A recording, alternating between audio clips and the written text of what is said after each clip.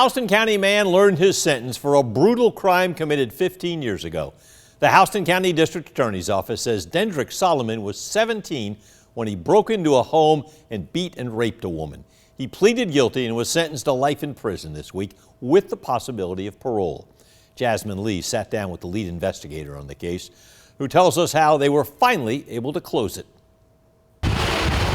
For 13 years, a brutal rape crime in Houston County went unsolved, with one crucial piece of the puzzle missing. Samples of a subject's DNA that was not our victim's. All investigators were missing was the suspect, Dendrick Solomon. Lieutenant Justin Clark says Solomon lived only a few minutes away from the victim, but the two were strangers. The Houston County District Attorney's Office says in 2010, he broke into her home and beat her after she attempted to fight him off. Detective man did multiple interviews with the victim, people in the area, neighbors, canvassing, things like that, and the crime scene was processed fully. Solomon had fled the scene and authorities couldn't identify a suspect. Clark said that investigators swabbed the victim's fingernails for DNA, but since Solomon's DNA wasn't in the system, the case went cold for 13 years. There were no matches. Until 2023, Solomon was convicted with a drug felony, which led to the GBI finding a match in the CODIS database. With CODIS,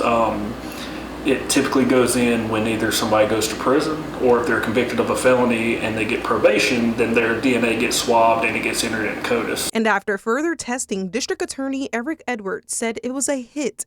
Officials then asked for more DNA samples to confirm the match. So to be able to bring closure on any percentage of those kinds of cases, there's no feeling like it from a prosecutor's perspective. Edwards says solving cases like these are tough unless the suspect has been arrested and their DNA is already in the system. Now having formed a suspect gets a search warrant searching for Dendrick Solomon's DNA because you always want to not just rely on just the CODIS hit, but then run an independent analysis as well. After admitting to the crime, Solomon was sentenced to life in prison, but the judge left open the opportunity for parole. Reporting in Houston County, Jasmine Lee, 13 WMAZ News.